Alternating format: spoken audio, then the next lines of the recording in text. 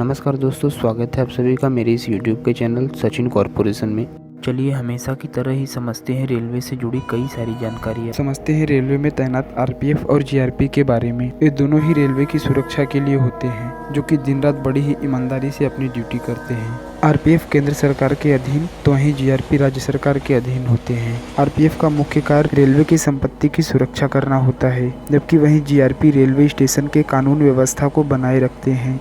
RPF ही railway के निर्धारित डिब्बों में अनाधिकृत प्रवेश, रेलवे के छत पर यात्रा, चोरी, अवैध कब्जा, दलाली, अनाधिकृत वेंडिंग, इन सब पर नजर रखते हैं। वैसे अगर कोई अपराधी पकड़ा जाए तो आगे की जांच के लिए आरपीएफ उसे जीआरपी को सौंप देते हैं।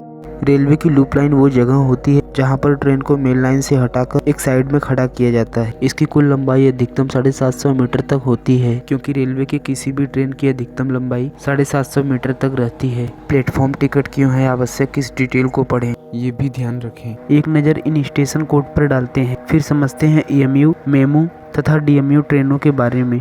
आपको बता दें, EMU electric multiple unit, MEMU main line electric multiple unit, तो ही डीएमयू डीजल मल्टीपल यूनिट होता है।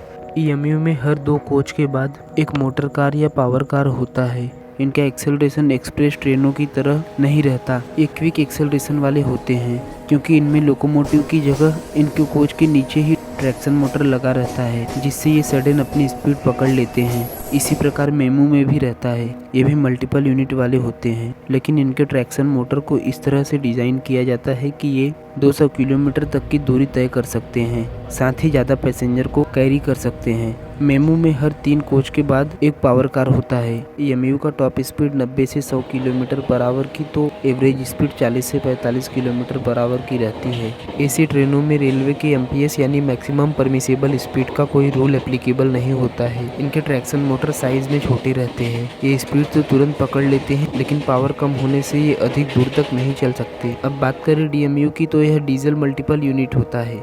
ये भी उन्हीं की तरह वर्क करता है, लेकिन जहां ईएमयू मेमू इलेक्ट्रिक से चलते हैं तो वहीं इसमें डीजल का उपयोग होता है। इनके मोटर कार में कोई पेंटोग्राफ नहीं होता, क्योंकि इनमें जनरेटर लगा रहता है, जो कि इलेक्ट्रिसिटी जनरेट करते हैं, फिर उसे रेक्टिफाई करके ट्रैक्शन मोटर को दे देते हैं, जिससे ट्रेन चलती है। यहाँ पर हर 3 कोच के बाद एक पावर कार लगा रहता है, जिसमें जनरेटर कार रहता है, जिस कारण से ये नॉर्मल डीजल इंजन की अपेक्षा जल्दी ही एक्सेलरेट होते हैं। हाँ, इसमें थोड़ा आवाज़ रहता है, क्योंकि इसमें ज़्यादा इंजन लगे रहते हैं, साथ ही इनका मेंटेनेंस कॉस्ट भी अधिक होता है। अब समझते हैं किसी स्टेशन के नाम के बाद टर्मिनल, सेंट्रल, जंक्शन, छावनी या कैंट क्यों लिखा रहता है। स्टेशन के नाम के बाद लिखे इन शब्दों का अपना एक अलग ही मतलब है। रेलवे में टर्मिनल या टर्मिनस स्टेशन का मतलब होता है वह रेलवे स्टेशन जहां से ट्रेन आगे नहीं जा सकती। टर्मिनल स्टेशन पर ट्रेन आकर फिर से जहां से आई थी उसी दिशा में वापस चली जाती है। टर्मिनल या टर्मिनस शब्द में कोई अंतर नहीं है। भारत के कुछ प्रमुख टर्मिनल स्टेशन, जैसे मुंबई का छत्रपति शिवाजी महाराज टर्मिनस, लोकमान्य तिलक टर्मिनस, दिल्ली का आनंद विहार टर्मिनल। अब बात करें सेंट्रल स्टेशन की, तो किसी शहर के जहां कई रेलवे स्टेशन हो, उसमें से सबसे व्यस्त और पुराने रेलवे स्टेशन को सेंट्रल रेलवे स्टेशन ही कहा जाता है। सेंट्रल स्टेशन रेल परिवहन का मुख्य केंद्र होता है और यहाँ से देश के सभी जोन को जोड़ने वाली ट्रेनें मिलती हैं। साथ ही ऐसे स्टेशन आमतौर पर सार्वजनिक परिवहन के दूसरे साधनों से भी जुड़े होते हैं। इसमें Mumbai central, Trivandrum central, Mangalore central जैसे कुछ प्रमुख स्टेशन शामिल हैं। वैसे नई दिल्ली एक व्यस्त स्टेशन होने के बाद भी सेंट्रल नहीं है। यह जरूरी नहीं है कि एक शहर के सबसे व्यस्त स्टेशन को ही सेंट्रल कहें। अब समझते हैं जंक्शन शब्द के मायने। यह वास्तव में बड़े स्टेशन के नाम के पीछे लिखा गया रहता है। जंक्शन का मतलब होता है किसी को जोड़ने वाला। यह ऐसा स्टेशन होता है जिसमें कम से कम 3 मार्ग निकलते हैं, यानी इस तरह के स्टेशन पर आने वाली ट्रेनों के लिए कम से कम 2 रूट होते हैं। भारत में कुल 300 से ज़्यादा जंक्शन है, जिसमें मथुरा जंक्शन को सबसे बड़ा माना गया है। यहाँ से 7 रूट निकलते हैं। वहीं सेलम जंक्शन से 6, विजयवाड़ा से 5 और बरेली जंक्शन से भी 5 रूट निकलते हैं। जंक्शन स्टेशन में Howrah junction, Hubli junction, Indara junction, Indore junction, Prayagraj junction जैसे कुछ स्टेशन शामिल हैं। अब समझ लेते हैं रोड लिखे हुए स्टेशन के बारे में। इस तरह का स्टेशन बताता है कि यह शहर से दूर स्थित है और वहाँ से शहर जाने के लिए सड़क से जाना होगा। रोड शब्द जुड़ने की वजह यह है कि लाइन बिछाने में कोई बड़ी अड़चन आने की वजह से इसे शहर से दूर बनाया गया है, यात्री इसको समझ सकें। इस तरह के स्टेशन में Kodaikanal road, Hazaribagh road, Vasai road जैसे स्टेशन शामिल हैं। अब समझते हैं छावनी या कैंट स्टेशन क्या होते हैं। छावनी शब्द का अर्थ एक बड़ी सेना की स्थापना है। ऐसा रेल स्टेशन जिसे आम आदमी भी प्रयोग करता है, इससे सटा हुआ ही सेना की छावनी रहती है, इसलिए इसे छावनी या कैंट रेलवे स्टेशन के नाम से जानते हैं। इसमें आगरा कैंट शामिल है। यह भी जानें, क्या आप सैटेलाइट रेलवे स्टेशन के बारे में जानते हैं? चलिए अब इसे भी समझ लेते हैं। यात्रियों की यातायात व्यवस्था को सुरक्षित सुगम बनाने के लिए आजू बाजू में विकसित किए गए नए छोटे स्टेशन को सैटेलाइट स्टेशन कहते हैं। जहां मेन स्टेशन सिटी के अंदर होते हैं तो वहीं सैटेलाइट रेलवे स्टेशन सिटी से बाहर। इनका उद्देश्य होता है कि यात्रियों की भीड़ को मेन स्टेशन से कम करना, मेन स्टेशन से हैंडल किए जा रहे ट्रेनों की संख्या को कम करने के लिए, साथ ही पोल्यूशन रोकने के लिए सैटेलाइट स्टेशन को बनाया जाता है। यानी ये स्टेशन बनने से मेन स्टेशन का भार कम हो जाता है, जिससे यात्रियों को बेहतर सुविधा मिलती है। जैसे दिल्ली का हजरत निजामुद्दीन, भोपाल का रानी कमलापति, कोचुवेली का त्रिवेंद्रम तथा यशवंतपुर का बेंगलोर, ये सारे सैटेलाइट स्टेशन हैं। क्या आप मेल एक्सप्रेस और सुपरफास्ट ट्रेनों के अंतर के बारे में जानते हैं? चलिए हम आपको बताते हैं। देखिए, पुराने समय में रेलवे ट्रेनों में एक डाक का डिब्बा लगा देती थी जिससे डाक भेजा जाता था। वैसे डाक के डिब्बे तो आज हट गए हैं, लेकिन 50 किलोमीटर पर आवर की स्पीड से चलने वाली इस ट्रेन को आज भी मेल ट्रेन के नाम से ही जाना जाता है। ये कई सारे स्टेशनों पर रुकते हुए जाती है। और वहीं बात एक्सप्रेस ट्रेन की करें तो इसकी स्पीड 55 किलोमीटर पर आवर की होती है, जो कि मेल की तरह हर स्टेशन पर नहीं रुकती। एक्सप्रेस ट्रेन मेल की तुलना में थोड़ी तेज लेकिन सुपरफास्ट से धीरे चलती है। अब बात करें सुपरफास्ट ट्रेन की तो यह मेल और एक्सप्रेस के मुकाबले कहीं तेज चलती है। इनका स्टॉपेज भी इन दोनों से कम होता है। ये ट्रेन 100 किलोमीटर पर आवर या उससे भी तेज चल सकती है। मेल और एक्सप्रेस ट्रेनों के मुकाबले इनका किराया भी ज़्यादा रहता है, साथ ही ये लंबी दूरी को कवर करते हैं। अच्छा, आपने सुना होगा ट्रेनों की गति रात में ज़्यादा होती है। क्या आपको पता है इसके पीछे की वजह? चलिए हम आपको समझाते हैं। देखिए, रात्रि के टाइम पर मेगा ब्लॉक तथा लोकल ट्रेन का परिचालन नहीं रहता, जिससे ट्रेनों को फुल सिग्नल मिलता है और वो अपनी दूरी को पूरी रफ्तार में कवर करती हैं। रेलवे 24 घंटे वाली घड़ी का इस्तेमाल क्यों करती है? चलिए समझते हैं इसके मायने। हम आपको बता दें, इससे यात्रियों को कन्फ्यूजन नहीं होगा, क्योंकि रेलवे की ट्रेनें 24 घंटे चलती हैं, इसलिए रात और दिन का समय बताने के लिए 12 घंटे के टाइम फॉर्मेट का इस्तेमाल करना भ्रम हो सकता है। किसी गैर डिजिटल घड़ी पर समय देखने जैसा ही रेलवे के 24 घंटे वाले घड़ी के फॉर्मेट पर होता है। साथ ही इससे रेलवे के इंक की भी बचत होती है, क्योंकि यहाँ AM और PM मेंशन करने की जरूरत नहीं पड़ती। वैसे रेलवे लाल कलर वाले इस LED घड़ी को अब लाल से नीला कर रही है, क्योंकि कुछ लोको पायलट इसे दूर से देखकर रेड सिग्नल लाइट समझ लेते हैं और ट्रेन की स्पीड कम कर देते हैं। उनके इसी भ्रम को दूर करने के लिए रेलवे लाल घड़ी को नीला कर रहा है। यात्रा के दौरान अपने यात्रीगण कृपया ध्यान दें, ये आवाज़ तो जरूर सुनी होगी।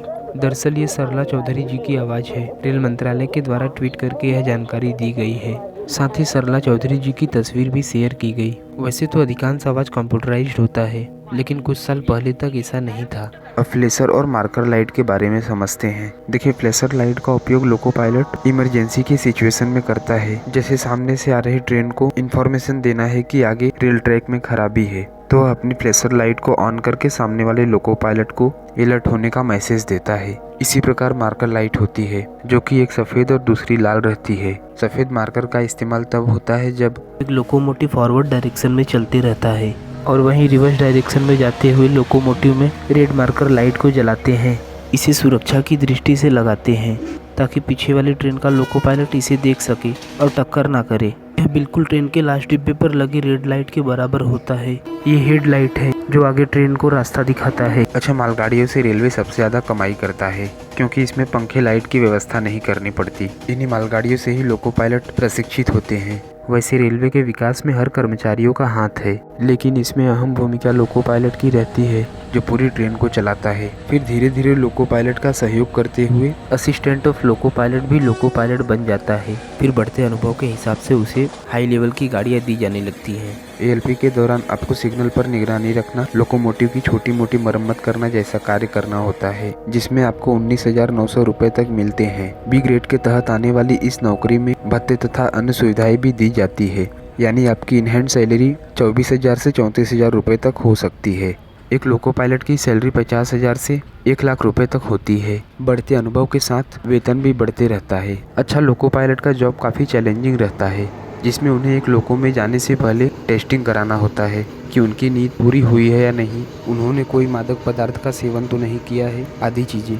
फिर ड्यूटी के दौरान उन्हें हर वक्त अलर्ट मोड पर रहना पड़ता है। एक ट्रेन की मैक्सिमम परमिसेबल स्पीड कितनी है, इस बात का विशेष ध्यान रखना पड़ता है। जैसे वंदे भारत है तो 160 से 180 किलोमीटर पर आवर की स्पीड देनी है, तो वहीं गतिमान को 160, राजधानी दुरंतो को 130 किलोमीटर पर आवर, तो मालगाड़ी को 23 से 24 किलोमीटर की स्पीड से चलानी होती है।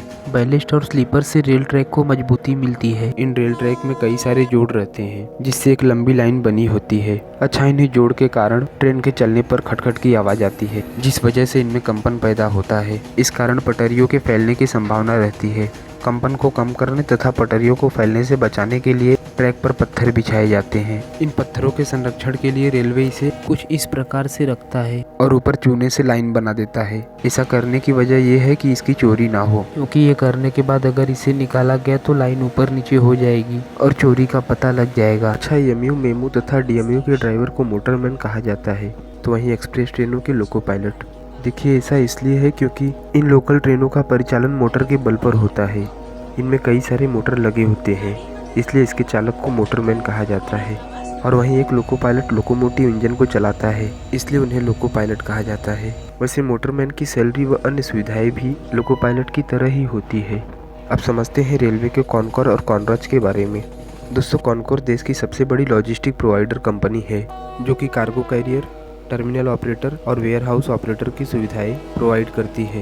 ये सामान को सुरक्षित उनके गंतव्य तक पहुंचाती है, जो कि बाहर से आए गुड्स को पोर्ट से उठाकर उनके डेस्टिनेशन तक छोड़ती है। इन्हीं में कुछ फास्ट कंटेनर भी हैं, जो कि मुंबई दिल्ली रूट पर चलते हैं। ऐसे फास्ट सर्विस देने वाले कंटेनर को कॉनराज कहा जाता है। अधिक जानकारी के लिए इस रिपोर्ट को देखें। क्या आपको पता है रेलवे विज्ञापन तथा स्टेशनों के शूटिंग से करोड़ों रुपए कमाती है। रेल के डिब्बे, स्टेशन तथा रेलवे की जमीन से विज्ञापन कर इंडियन रेलवे मोटी कमाई करता है। इससे वित्तीय वर्ष 2015-16 में 2000 करोड़ रुपए तक का आय रेलवे के द्वारा जुटाया गया था। आज के इस वीडियो में सिर्फ इतना ही। कमेंट करके बताएं वीडियो कैसा लगा, शेयर करें। वीडियो अच्छा लगा तो लाइक करें, सब्सक्राइब करें और नए वीडियो के नोटिफिकेशन के लिए बेल आइकन को टच करें। मिलता हूँ एक नई वीडियो में नए टॉपिक के साथ। तब तक के लिए bye bye and take care.